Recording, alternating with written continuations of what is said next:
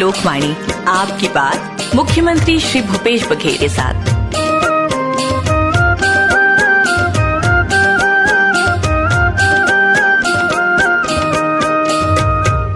लोकवाणी के सभी श्रोताओं को नमस्कार, जय जोहार। माननीय मुख्यमंत्री जी, इसी सप्ताह आपकी सरकार छत्तीसगढ़ में 3 वर्ष का कार्यकाल पूर्ण करेगी। इस अवसर पर आपको बहुत बधाइयां और शुभकामनाएं। इन 3 वर्षों में आपकी सरकार ने छत्तीसगढ़ राज्य को अपनी वास्तविक छत्तीसगढ़िया पहचान दिलाते हुए विकास और न्याय के नए प्रतिमान स्थापित किए हैं। यही वजह है कि आज लोकवाणी की 24वीं कड़ी के प्रसारण का विषय है नवा छत्तीसगढ़ और न्याय के 3 वर्ष। इस अवसर पर हम अपने श्रोताओं की ओर से, प्रदेश की 2 करोड़ 80 लाख जनता की ओर से माननीय मुख्यमंत्री श्री भूपेश बघेल जी का हार्दिक अभिनंदन करते हैं। माननीय मुख्यमंत्री जी, जम्मो मन को तिले आप मन ल जय जोहार। जम्मो सियान मन, दाई दीदी मन, संगवारी मन, नूनी बाबू मन और मोला अब्बड़ माया के संग कका कहिया मोर जम्मो भतीजा भतीजी मन ल जय जोहार, नमस्कार, जय सिया राम। हमार सरकार के 3 बछर मुख्यमंत्री के रूप में मोर 3 बछर पूरा होए के बेरा में आप मन ह मोर अभिनंदन करे हो, ओकर बर आप मन ला अब्बड़ अकन धन्यवाद। सही कहूँ तो ये मौका आप सब मन के अभिनंदन करे के है। हमन सार्वजनिक जीवन के कार्यकर्ता हरन, आप मन के सहयोग और माया मिलथे तबे हमार नेतृत्व क्षमता बाढ़थे। मोर सौभाग्य है कि आप मन के सुघ्घर सोच और समर्थन ले मुख्यमंत्री के रूप में मोला सफलता मिले है। आप मन ले निवेदन है कि मोर बर, हमार सरकार बर अपन दया माया और सहयोग बनाए रखो। माननीय मुख्यमंत्री जी, आपकी सरकार के 3 वर्ष पूर्ण होने के अवसर पर हमारे बहुत से श्रोताओं ने आपको बधाई दी है। आइए सुनते हैं उनमें से कुछ की आवाजें। माननीय मुख्यमंत्री जी, जय जोहार। मेरा नाम आरती साहू है, धमतरी से बोल रही हूँ। छत्तीसगढ़ीय सरकार के 3 वर्ष अपार सफलता के रहे हैं। खुशी की बात है कि आज हमें लगता है कि हमारे पुरखों ने छत्तीसगढ़ राज्य के लिए जो सपने देखे थे वो आपने पूरे किए हैं। काका, आपको बहुत बहुत बधाई और शुभकामनाएं। माननीय भूपेश बघेल जी, 3 साल का कार्यकाल पूरा करने के लिए आपका स्वागत, वंदन और अभिनंदन है। मैं बंसी कन्नौजे रायपुर से बोल रहा हूँ। आप ऐसे पहले मुख्यमंत्री हैं जिन्होंने छत्तीसगढ़ और छत्तीसगढ़िया भावना को समझा है। आपके हर काम में ठेठ छत्तीसगढ़िया सोच दिखाई पड़ती है, छत्तीसगढ़िया अंदाज दिखाई पड़ता है जो जनता को सीधे आपसे जोड़ता है। मेरी कामना है कि आप ऐसे ही छत्तीसगढ़ को आगे बढ़ाते रहें। जय सिया राम। मुख्यमंत्री जी, मैं कमल अंधारे मानपुर राजनांदगांव से बोल रहा हूँ। हमने कभी कल्पना भी नहीं की थी कि छत्तीसगढ़ मॉडल देश और दुनिया में इस तरह से धूम मचाएगा।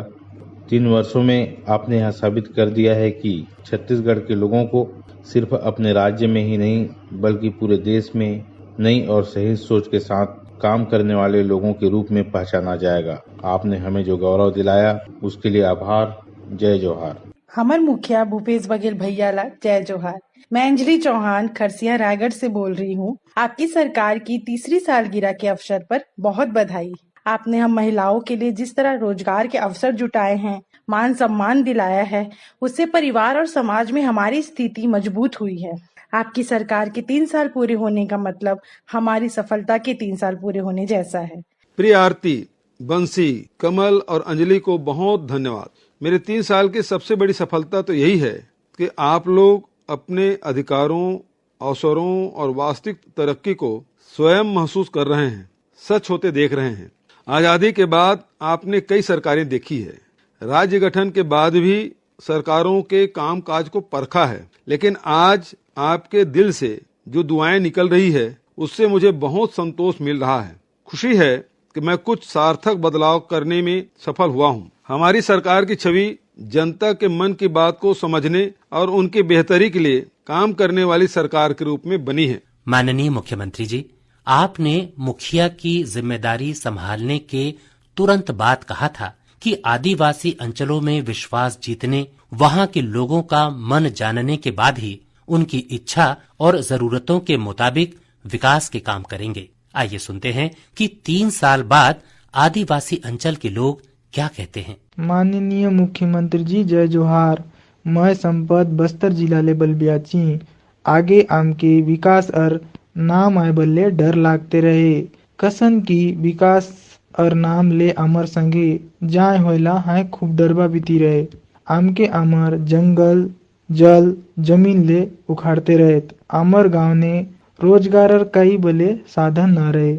मानतर तू विश्वास दिलाइलिस कि देवगुड़ी बची रहीसी। अमर नदी तरई जंगल खेती बाड़ी ने अमर हक रहीसी। अमर तियार बाहर बले बची रहीसी और आमे अमर जिंदगी ने खुशी और संतोष ले विकास करी सकबू। माननीय मुख्यमंत्री के जोहार। मैं गुंजू जिला बस्तर ले बने से आदिवासी अंचल ने हमके समझने नहीं ये तरह की सरकार चो काय काम है और एचो ले हमके काय फायदा है। यदा 3 बरस भीतरे हमके समझने इली की सरकार आमच्या जीवनाने कितरो बड़ी भूमिका निभाव सके। तुमन मन आमचो कितरो बरक चो चिंता के सारलास और हंसी खुशी आमचो और आमचो पिला पिचकाचो जीवना के बनातो काजे योजना मन बना सास एचो काजे तुमके कोटि कोटि जोहार। माननीय मुख्यमंत्री जी जय जोहार। मैं दीपक लकड़ा ग्राम पंचायत डूमर बहार से बोल रहा हूँ। आपको मुख्यमंत्री के रूप में 3 साल पूरा करने पर दिल से बधाई।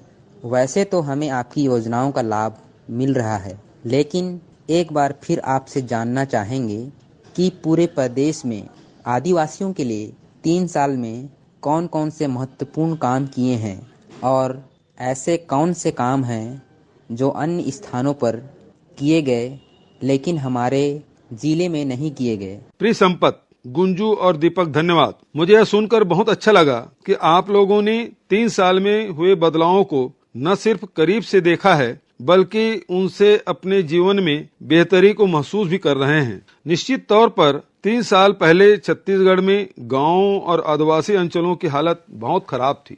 ये एक बड़ी अजीब प्रथा बन गई थी कि जो पैसा आपके पसंद के कामों पर खर्च करना चाहिए था वह पैसा कुछ ऐसे लोगों की सोच के हिसाब से खर्च हो रहा था जिनका छत्तीसगढ़ और छत्तीसगढ़ियों के हित से कोई लेना देना नहीं था। ऐसे लोग मुखिया बन बैठे थे जिन्हें किसान, अनुसूचित जनजाति, अनुसूचित जाति, अन्य पिछड़े वर्ग, अल्पसंख्यक वर्ग, माताओं बहनों, युवा साथियों और बच्चों की जरूरतों की कोई समझ ही नहीं थी। उदाहरण के लिए अगर देवगुड़ी बस्तर संभाग के अंदरूनी क्षेत्रों में है तो इसके विकास की योजना बस्तर के लिए ही काम आएगी। दुर्गम क्षेत्रों में यदि लोग अस्पताल नहीं पहुंच पाते पर हाट बाजार जाते हैं तो उनके हाट बाजार क्लिनिक योजना वहीं चलेगी। इस तरह हमने नाम और आंकड़े गिनाने वाली योजनाएं बनाने के स्थान पर ऐसी योजनाएं बनाएं जो वास्तव में आदिवासी अंचल और वहां के लोगों का भला कर सके। लोहांडीगुड़ा में जमीन वापसी के साथ आदिवासियों और किसानों के लिए न्याय का आगाज हुआ। निरस्त वन अधिकार दावों की समीक्षा से हजारों निरस्त व्यक्तिगत दावों को वापस प्रक्रिया में लाया गया। ऐसे नए उपायों को भी बल दिया गया जिससे आदिवासी समाज तथा अन्य पात्र लोगों को अपनी जमीन का हक मिले। इसी तरह सामुदायिक तथा वन संसाधन अधिमान्यता पत्र देने की शुरुआत हुई। मुझे यह कहते हुए खुशी है कि अब तक 22 लाख हेक्टेयर से अधिक भूमि आदिवासी तथा परंपरागत निवासियों को दी जा चुकी है, जो 5 लाख से अधिक परिवार के लिए आजीविका का जरिया बन गई है। इस भूमि पर उपजाया धान भी हम समर्थन मूल्य पर खरीद रहे हैं। राजीव गांधी किसान न्याय योजना का लाभ भी इन परिवारों को पात्रता के अनुसार मिल रहा है। मासूम आदिवासियों पर जबरिया थोपे गए आपराधिक प्रकरणों को समाप्त करने के लिए हमने उच्चतम न्यायालय के सेवानिवृत्त न्यायाधीश की अध्यक्षता में कमेटी गठित की, जिसका लाभ सैकड़ों परिवारों को दोष मुक्ति के रूप में मिल रहा है। इससे उसके जीवन में नई उम्मीद जागी है। तेंदुपत्ता संग्रहण पारिश्रमिक 2500 से बढ़ाकर 4000 रुपया प्रति मानक बोरा करना और शहीद महेंद्र कर्मा तेंदुपत्ता संग्राहक सामाजिक सुरक्षा योजना लागू करने से वन आश्रित परिवारों की जिंदगी में नई रोशनी आ गई है। मुझे कहते हुए बहुत खुशी है कि हमने वन उपजों को सीधे आदिवासी समाज की जिंदगी से जोड़ दिया है। 3 साल पहले सिर्फ 7 वनोपज की खरीदी समर्थन मूल्य पर की जा रही थी, लेकिन हमने 52 वनोपजों को समर्थन मूल्य पर खरीदने की व्यवस्था की। इतना ही नहीं, 17 लघु वनोपजों के लिए संग्रहण पारिश्रमिक दर अथवा समर्थन मूल्य में अच्छी बढ़ोतरी भी की गई। इस तरह वन उपजों के समर्थन मूल्य पर खरीदी करने, प्रसंस्करण करने इसमें महिला स्व सहायता समूह को जोड़ने और आदिवासी समाज के सशक्तिकरण में बड़ी भूमिका निभाने के लिए छत्तीसगढ़ को भारत सरकार ने 25 पुरस्कार प्रदान किए हैं। नक्सल हिंसा से उजड़े शाला भवनों का निर्माण कराया गया और वहां फिर से पढ़ाई शुरू कराई गई। नारायणपुर, जगदलपुर, बीजापुर में उच्च क्षमता के बिजली उपकेंद्रों की स्थापना की गई। इसके साथ ही बड़े पैमाने पर बिजली लाने और उसे उपभोक्ताओं तक पहुंचाने के लिए ट्रांसमिशन डिस्ट्रीब्यूशन तंत्र की स्थापना की गई, जिससे संपूर्ण बस्तर संभाग में बिजली आपूर्ति में बाधा न आए। सरगुजा संभाग तक प्रदेश के सभी आदिवासी अंचलों में बिजली, सड़क, शिक्षा, पानी, स्वास्थ्य सुविधाएं पहुंचाने जैसे काम प्राथमिकता से किए ताकि लोगों का जीवन आसान हो। मुख्यमंत्री सुपोषण अभियान, मलेरिया मुक्त छत्तीसगढ़ अभियान, मुख्यमंत्री हाट बाजार क्लिनिक योजना की वास्तविक जन्मभूमि आदिवासी अंचल ही है और आज ये योजनाएं स्वस्थ छत्तीसगढ़ बनने की दिशा में मील का पत्थर साबित हो रही है। इन योजनाओं का बहुत लाभ कोरोना काल में भी मिला। वास्तव में कोरोना के दौर में शिक्षा, स्वास्थ्य और रोजगार को लेकर हमारे नवाचार की सराहना राष्ट्रीय स्तर पर हुई। बस्तर संभाग में मेरार चौमान, आमचो बस्तर, मधुर गुड़ योजना, डेनेक्स जैसे पहल ने स्थानीय लोगों में स्वाभिमान और स्वावलंबन की मजबूत इच्छा शक्ति पैदा की है। हमने स्थानीयता के सम्मान को स्थानीय नेतृत्व से भी जोड़ा है। यही वजह रही कि बस्तर हो, सरगुजा हो या मध्य क्षेत्र आदिवासी विकास प्राधिकरण हो, मैंने इन सबका पुनर्गठन किया और इसके अध्यक्ष पद से मुख्यमंत्री को ही हटा दिया, जिसके कारण स्थानीय विधायकों और जनप्रतिनिधियों को अध्यक्ष तथा उपाध्यक्ष बनाया गया।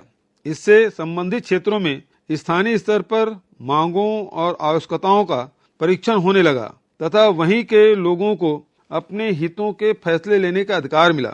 हमने बहुत सी ऐसी योजनाएं बनाई हैं जो प्रदेश के सभी 85 आदिवासी विकास खंडों में काम करेगी, जैसे इंदिरा वन मितान योजना, चिराग परियोजना आदि। मैं बताना चाहता हूं कि प्रदेश के अन्य हिस्सों में किसानों, मजदूरों, महिलाओं, युवाओं आदि को जिन योजनाओं का लाभ मिल रहा है वे सभी सुविधाएं आदिवासी अंचलों में भी मिल रही है। इसके अलावा विशेष योजनाओं का लाभ भी आदिवासी अंचल में मिल रहा है। माननीय मुख्यमंत्री जी, हम बहुत विनम्रता पूर्वक आपसे ये कहना चाहते हैं कि आपके और किसानों के बीच दुनिया की कोई ताकत नहीं आ सकती। इसलिए इन 3 सालों पर किसान भाई क्या कहते हैं ये आप स्वयं सुनिए और निवेदन है कि इनके सवालों का जवाब भी दीजिएगा। भूपेश भैयाला जय जोहार। मैं गोपाल जिला जांजगीर चांपा से बोल रहा हूँ। 3 साल पहले हम सोच भी नहीं सकते थे कि हमें धान का दाम 2500 रुपए प्रति क्विंटल मिल सकता है, लेकिन आपने मुख्यमंत्री बनते ही 2500 रुपए प्रति क्विंटल के हिसाब से भुगतान कराया। हमने पढ़ा और सुना कि घोषित समर्थन मूल्य से ज्यादा दर देने को लेकर आपकी सरकार को कटघरे में खड़ा कर दिया गया। तब हमें लगा था कि अब शायद यह दाम मिलना मुश्किल हो, लेकिन वह भूपेश भैया खूब लड़ते रहे पर किसानों के हितों में आँच न आने दी। सारी कुशंका को किनारे करते हुए आप हर साल अपना वादा पूरा कर रहे हैं। क्या यह सिलसिला आप आगे भी जारी रख पाएंगे? मुख्यमंत्री महोदय जय जोहार। नमस्कार, मैं नरेंद्र श्रीवास, ग्राम पतोरा, तहसील पाटन, जिला दुर्ग से बोल रहा हूँ। आपने किसानों का अल्पकालीन कृषि ऋण माफ़ कर दिया है, सिंचाई कर माफ़ कर दिया, लंबे सिंचाई पंप कनेक्शन दिला दिए। पहले धान 2500 रुपए में खरीदा और अब राजीव गांधी किसान न्याय योजना में दर्जनों फसलों को जोड़ दिया है। सच कहूँ तो छत्तीसगढ़ का किसान बहुत खुश है, पर कभी कभी डर लगता है कि आप जो नई नई योजनाएं घोषित करते जा रहे हैं उन्हें कैसे पूरा करेंगे। आप मुख्यमंत्री के रूप में किसानों के संरक्षक बने। 5-10 वर्षों में ही छत्तीसगढ़ का किसान प्रदेश की बड़ी आर्थिक ताकत बन जाएगा और जितना सरकार आज मदद कर रही है वह सब प्रदेश की अर्थव्यवस्था मजबूत करने में काम आएगा। गोपाल और नरेंद्र जी, जय जोहार। आपने बढ़िया सवाल किया, धन्यवाद। मुझे खुशी हुई कि छत्तीसगढ़ के किसान भाई उन परिस्थितियों को समझ रहे हैं जिसमें हमें काम करना पड़ रहा है और आप लोगों को इस बात का पूरा भरोसा हुआ है हम किसानों से संबंधित जो काम कर रहे हैं उसकी दिशा सही है। साथियों, आपने मेरे लिए जितना अच्छी बातें कही है उसके लिए आभार प्रकट करते हुए मैं यह जरूर कहना चाहूंगा कि किसान मेरी जान है, मेरे प्राण है और किसानी मेरी धड़कन है। जिन दिनों मैं किसानी नहीं करूंगा या किसानी की बेहतर के लिए नहीं सोचूंगा, समझ लीजिए कि उसी क्षण वह व्यक्ति नहीं रहूंगा जिसको आप लोग प्यार करते हैं। मैं बचपन से जवान होते तक खेतों में काम किया है, इसलिए मुझे खेती किसानी की पूरी जानकारी है। हर फसल किसान के लिए एक सीढ़ी होती है। अगर एक सीढ़ी टूट जाए यानी एक फसल में उसे नुकसान हो जाए तो किसान के लिए आगे बढ़ना बहुत कठिन काम हो जाता है। निश्चित तौर पर इनपुट और आउटपुट के बाजार व्यवस्था से ही जुड़ी हुई बात है। इनपुट कास्ट कम होना और आउटपुट का दाम अच्छा मिलना ही खेती को लाभदायक बना सकता है। इसलिए हमने सबसे पहले किसानों का जो कर्ज का बोझ था, डिफाल्टरी का कलंक था, बकायेदारी की जो बाधा थी, उसे कर्ज माफी से ठीक किया। सिंचाई पंप कनेक्शन लगाने का काम सुगम किया। सिंचाई के लिए निःशुल्क या रियायती दर पर बिजली प्रदाय का इंतजाम किया। धान ही नहीं बल्कि सारी खरीफ फसलों, उद्यानिकी फसलों, मिलेट्स यानी लघु धान्य फसलों को राजीव गांधी किसान न्याय योजना के तहत इनपुट सब्सिडी के दायरे में लाया। पहले साल जब हमने आपको 2500 रुपए प्रति क्विंटल की दर से धान का दाम दिया तो इसमें कुछ लोगों ने रोड़ा अटकाया और हम उस बाधा को चीर कर कैसे बाहर निकले, यह कोई छिपी हुई बात नहीं है।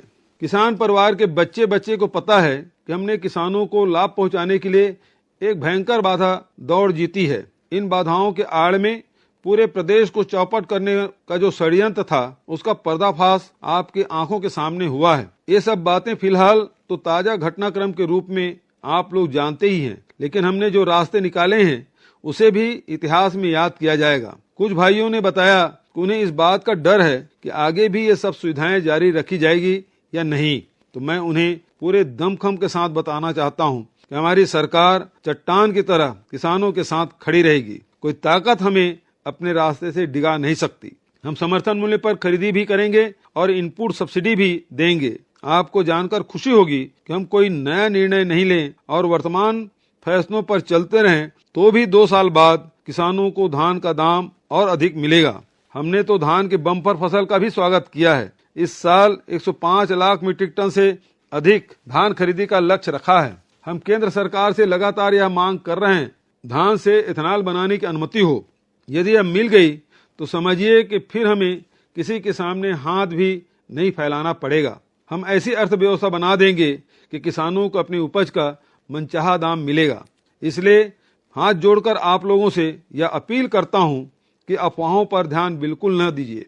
मैं हर परिस्थिति में किसान भाइयों के साथ खड़ा मिलूंगा। माननीय मुख्यमंत्री जी, आजकल छत्तीसगढ़ मॉडल की चर्चा सब जगह हो रही है। 3 साल के दौरान ऐसा क्या हुआ कि छत्तीसगढ़ मॉडल सफल हो गया? इसके बारे में हमारे श्रोता जानना चाहते हैं। माननीय मुख्यमंत्री जी, जय जोहार। मैं ध्रुव कुमार महंत, ग्राम देवगांव, विकासखंड बरमकेला, जिला रायगढ़ से बोल रहा हूँ। आजकल अखबारों और टीवी चैनलों में छत्तीसगढ़ मॉडल की खूब चर्चा हो रही है। देश में छत्तीसगढ़ राज्य का नाम अच्छे कार्यों से दिखाई पड़ता है, तो दूसरे राज्यों में रहने वाले हमारे जान पहचान के लोग भी हमसे इस बारे में चर्चा करते हैं और खुश होते हैं। इस तरह हमें आपके छत्तीसगढ़ मॉडल की चर्चा से गौरव की अनुभूति होती है। कृपया हमें विस्तार से समझाने का कष्ट करें कि इस छत्तीसगढ़ मॉडल में कौन कौन से ऐसे क्षेत्र शामिल होते हैं। मान जी, धन्यवाद। आपका सवाल बहुत अच्छा है। छत्तीसगढ़ मॉडल वास्तव में सहभागिता, समन्वय, सर्वहित, अपनी विरासत का सम्मान करते हुए सद्भाव के साथ मिलजुल कर आगे बढ़ने के विचार से प्रेरित है। इसकी सबसे बड़ी बात है एक दूसरे का साथ, चाहे वह योजनाओं के रूप में हो या परस्पर सहयोग के रूप में। उदाहरण के लिए जब हम गांव की बात करते हैं तो किसी एक विभाग या एक योजना की बात नहीं करते। नरवा गरवा घुरवा बाड़ी गोधन न्याय योजना से शुरुआत करते हुए multi utility centre, rural industrial park और फूड पार्क तक पहुंच जाते हैं। इन सबका संबंध गांव और जंगलों के संसाधनों से है। इनका संबंध खेती से भी है, वनोपज से भी है, परंपरागत कौशल और प्रसंस्करण की नई विधाओं से भी है। वरिष्ठ सांसद राहुल गांधी जी ने कहा था कि हमें ऐसे तरीके इजाद करने चाहिए जिससे कमजोर तबकों पर कर्ज का बोझ न पड़े बल्कि उनकी जेब में पैसा जाए। कमजोर तबकों को सशक्त करने की बात महात्मा गांधी, नेहरू जी, शास्त्री जी, डॉक्टर बाबा साहब अम्बेडकर, सरदार वल्लभ भाई पटेल, इंदिरा जी, राजीव जी जैसे हमारे सभी महान नेता कहते थे। हमने इसका मर्म पकड़ा और 3 सालों में 80,000 करोड़ रुपए से अधिक की राशि इन कमजोर तबकों की जेब में डाली। यह राशि क्रय शक्ति बनी और लौटकर ऐसे बाजारों में आई जहां से लोगों ने जीवन स्तर उन्नयन के लिए खरीदी की। उन्होंने अपने काम धंधे और जीवन यापन की जरूरतों की चीजें खरीदी। यह राशि शिक्षा, स्वास्थ्य, रोजगार की तैयारी और नए रोजगार के लिए पूंजी के रूप में भी फैली। हमने छत्तीसगढ़ की परंपराओं और त्योहारों का गौरव लौटाया, जिससे यह राशि पौनी पसारी बाजारों से लेकर लोक कलाकारों, बुनकरों, शिल्पकारों की जेब में भी पहुंची। एक तो शासन की ओर से अनुदान और रियायतें दी गई, दूसरी ओर लोगों ने अपना कारोबार किया।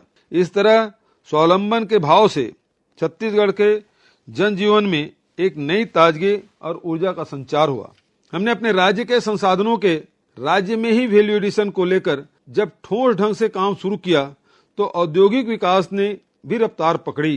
पिछले 3 साल में 1,751 उद्योग लगे और 32,192 लोगों को प्रत्यक्ष रोजगार मिला। सरकार ने अपना खजाना बहुत बड़ी पूंजी वाली अधोसंरचना निर्माण के बदले ऐसे कार्यों में सहयोग देने के लिए खोला जिसमें बड़े पैमाने पर रोजगार का सृजन हो।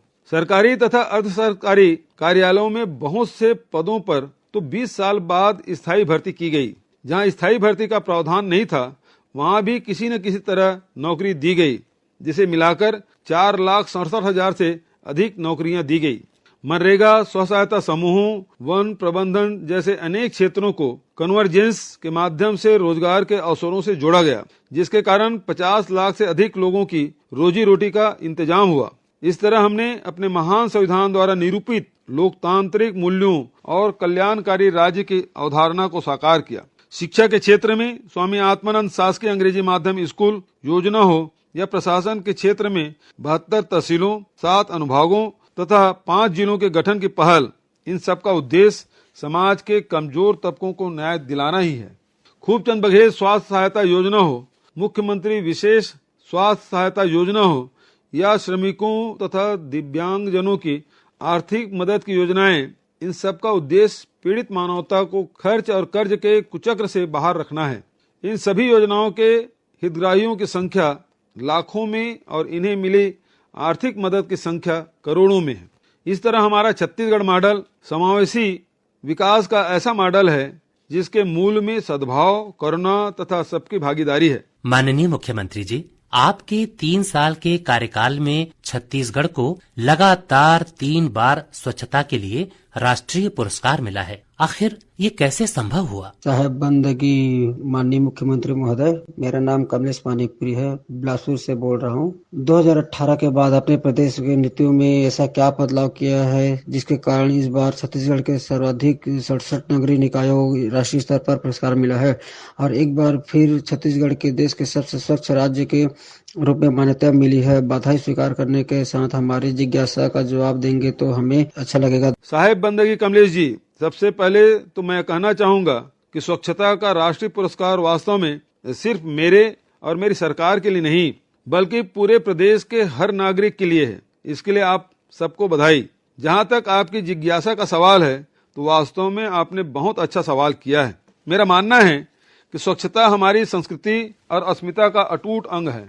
हमारी योजनाओं और कार्यक्रमों में स्वच्छता को इस तरह शामिल किया गया कि व्यवहारिक तरीके से सफाई का काम आगे बढ़े। सुराजी गांव योजना, नरवा गरवा घुरवा बारी के काम में अस्वच्छ तत्वों का ट्रीटमेंट वैल्यू एडिशन की तरह हुआ है। घुरवा विकास का लाभ जैविक खाद बनाने के रूप में मिला। गोधन न्याय योजना से स्वच्छता का काम गोबर के वैल्यू एडिशन के रूप में हुआ। विभिन्न योजनाओं के कन्वर्जेंस से कई विभाग स्वच्छता के काम से जोड़े गए। स्वच्छता को हमने रोजगार से भी जोड़ दिया है। गौठान में स्व सहायता समूह की 70,000 महिलाएं अपने रोजगार के लिए जोड़ी गई, लेकिन उनका सीधा लाभ स्वच्छता में मिला। स्वच्छता दीदियों का मानदेय बढ़ाकर उनका उत्साह बढ़ाया गया। सफाई कर्मियों को सुरक्षा देकर हमने न सिर्फ सामाजिक न्याय की दिशा में कदम बढ़ाए बल्कि उनकी परंपरागत सेवाओं का सम्मान भी किया। इस तरह से हमने स्वच्छता के लिए भागीदारी, रोजगार और बुनियादी अधोसंरचना विकास के घटकों का समावेश किया। मुझे लगता है कि गोबर से लिपा पोता हुआ ग्रामीण घर किसी भी वैज्ञानिक मापदंड में सबसे ज्यादा स्वच्छ और कीटाणु रहित माना जाता है। मुझे विश्वास है कि जब हम अपने पुरखों के रास्ते पर चलते हैं और पुराने मूल्यों से छेड़खानी किए बगैर सुधार के साथ आगे बढ़ते हैं तो हम सफलता के शिखर पर पहुंच जाते हैं। माननीय मुख्यमंत्री जी, आपने 3 वर्षों में गरीबों और कमजोर तबकों के लिए कुछ ऐसे प्रयास किए हैं जिनके बारे में पहले कभी सोचा नहीं गया था। मैं चंद्रशेखर भारती, ग्राम दोंदे कला, जिला रायपुर से बोल रहा हूँ। माननीय भूपेश काका, जय सतनाम। आपकी सरकार अनुसूचित जनजाति तथा अनुसूचित जाति के छात्र छात्राओं के लिए छात्रवृत्ति और बहुत सी सुविधाएं बढ़ाकर हमें प्रेरणा दी है। जाति प्रमाण पत्र देने की व्यवस्था का सरलीकरण भी किया गया है। इसके लिए मैं आपका हृदय से आभारी हूँ। जय सतनाम चंद्रशेखर जी। नहीं बेटा, आपको आभार मानने की जरूरत नहीं है, यह तो हमारा कर्तव्य है जो हम कर रहे हैं। 6 दिसंबर को हमने बाबा साहब डॉक्टर भीमराव अंबेडकर का महापरिनिर्वाण दिवस मनाया। 10 दिसंबर को अमर शहीद वीर नारायण सिंह जी का बलिदान दिवस था और 18 दिसंबर को गुरु बाबा घासीदास जी की जयंती है। मैं इन तीनों विभूतियों को सादर नमन करता हूँ। मैं बताना चाहता हूँ कि वीर नारायण सिंह जी ने गरीब व अकाल पीड़ित जनता को अनाज बांटा था और इसके लिए अंग्रेजों ने उन्हें मृत्यु दंड दिया था। शहीद वीर नारायण सिंह जी ने हमें अन्याय के खिलाफ लड़ना सिखाया था। वे हमारी सार्वभौम पीडीएस योजना के प्रेरणा स्रोत हैं, जिसमें हमने 35 किलो चावल प्रदाय से लेकर कई वायदे पूरे किए हैं। इसी तरह गुरु बाबा घासीदास के अमर वचनों में मनखे मनखे एक समान और विशेषकर नारी के सम्मान का समावेश है। हमने मातृशक्ति को अधिकारों से नवाजा है ताकि उनका स्वावलंबन उनके सम्मान का आधार बने।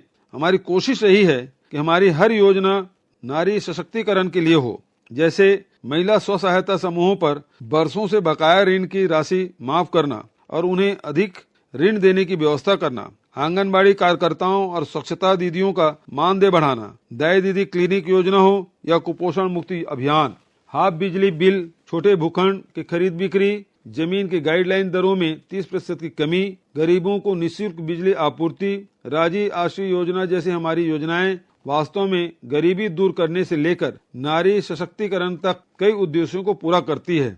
मुझे खुशी है कि विगत 3 वर्षों में हमने कमजोर तबकों को बराबरी के अवसर देकर गुरु बाबा घासीदास के मनखे मनखे एक समान के संदेश को अंगीकार किया और उसके बताए रास्ते पर चलने में सफल रहे। आप सभी को क्रिसमस और नववर्ष 2022 की अग्रिम शुभकामनाएं। श्रोताओं, लोकवाणी का आगामी प्रसारण 9 जनवरी 2022 को होगा, जिसमें माननीय मुख्यमंत्री युवा सपने और छत्तीसगढ़ विषय पर चर्चा करेंगे। आप इस विषय पर अपने विचार, सुझाव और सवाल दिनांक 28, 29 और 30 दिसंबर 2021 को दिन में 3 बजे से 4 बजे के बीच फोन करके रिकॉर्ड करा सकते हैं। फोन नंबर इस प्रकार है: 0771 के बाद 400-3482, 400-3483 और 400-3484 और इसी के साथ ये कार्यक्रम संपन्न होता है। नमस्कार, जय जोहार। अभी आप सुन रहे थे लोकवाणी।